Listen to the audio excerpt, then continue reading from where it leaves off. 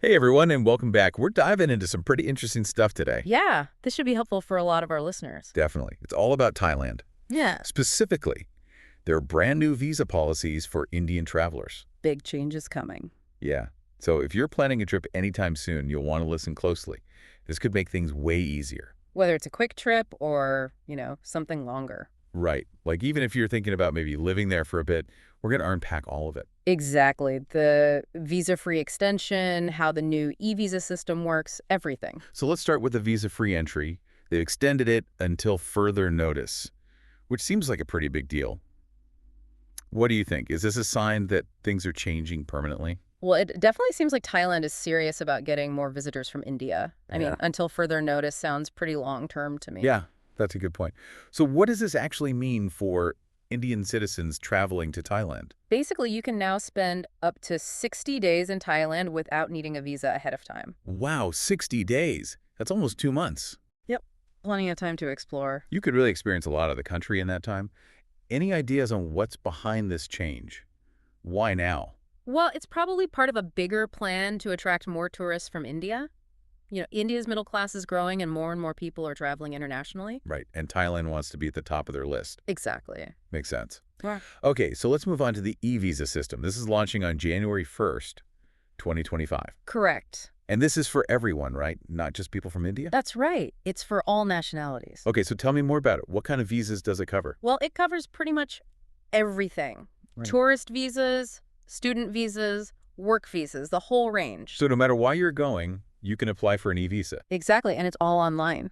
Oh, that's fantastic. No more trips to the embassy or dealing with paperwork? Nope. You apply online, pay online, and you receive your visa electronically. That sounds so much easier. Way more convenient. So the website is www.thaivisa.go.5. That's the one. And you mentioned it's available in 15 languages. Yeah, they're really making an effort to reach a global audience. That's pretty impressive.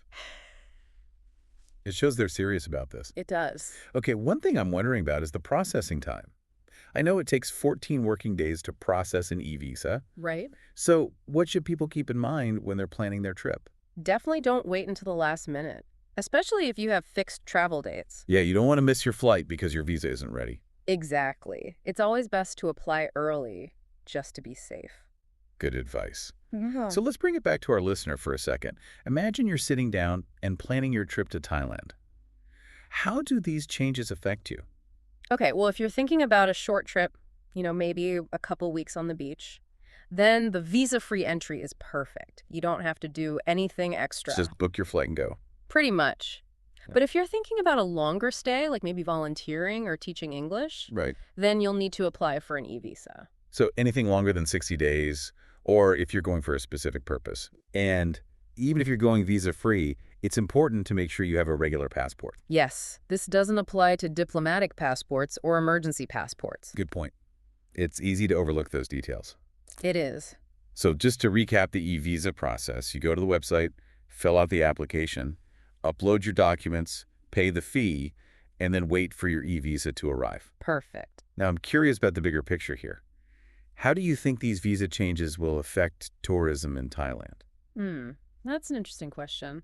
Well, for one thing, I think we'll see a big increase in visitors from India, especially with the longer visa-free stays. Yeah, and that could have a real impact on the local economy. Absolutely.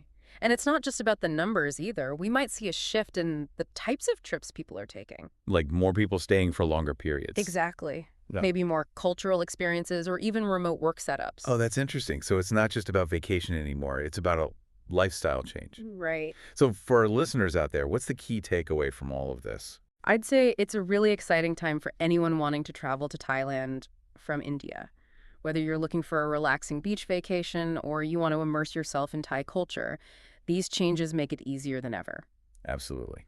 So start planning those trips, everyone. Do your research, explore the visa options, and who knows, maybe Thailand will become the #1 destination for Indian travelers. It could happen. All right, that's it for our deep dive today. Thanks for listening, and happy travels.